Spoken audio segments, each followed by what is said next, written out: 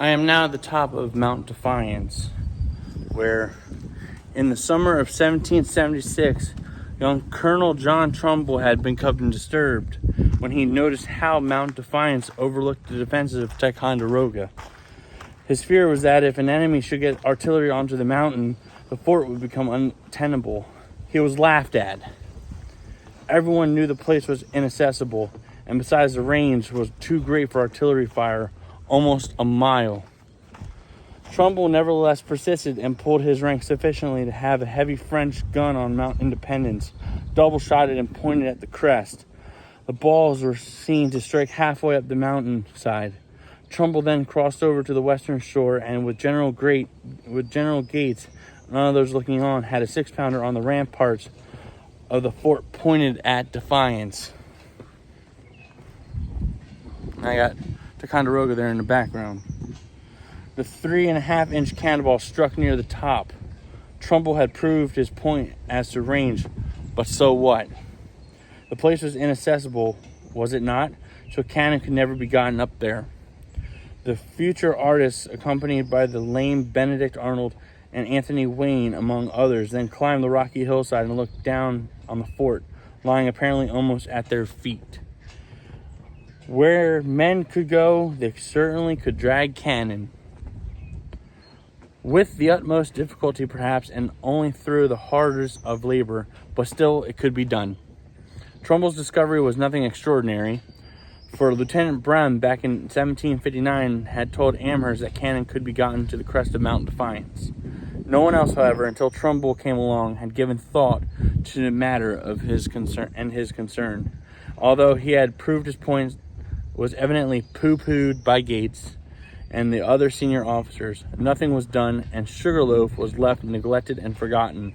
Trumbull wrote a memorandum advocating the abandonment of all the existing defenses at the Narrows and the substitution of a small 500-man fort on top of Defiance, claiming that this at infinitely less cost of men and supplies would effectively block the lake. He was over-optimistic in this, for the range was too great for accurate fire, and a waterborne expedition could easily have passed the Narrows during the hours of darkness. On the other hand, hindsight tells us that the mountaintop should have been covered by some sort of defense to prevent the British from occupying it. But again, we must remember that not only was everyone certain that no serious attack would be made, but vastly more important was the fact that there were not enough men to man the main defenses, let alone scatter themselves around elsewhere on mountaintops. So Trumbull, who we know, said, hey, as you see right here is Ticonderoga. In every battle, you want the high ground. This is the ultimate high ground here for the battle, or any kind of thing to lay siege to Fort Ticonderoga. This is Ticonderoga's Achilles heel, in a sense, as you'd want to call it. But Trumbull was neglected. He was laughed at. He was, ha-ha'd at, as you would want to say. So sometimes not everybody's right, and sometimes the people that you want to listen to are the ones that have some kind of knowledge.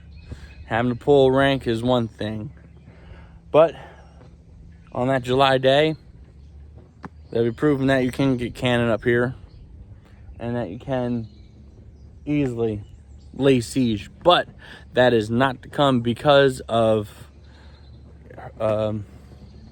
Burgoyne's attack on Ticonderoga. The colonials will leave the fort, abandon it, and Burgoyne just walks right in. And then we got the Saratoga campaign. So with that, please like, comment, and subscribe, and I'll see you in the next video. Thanks for watching.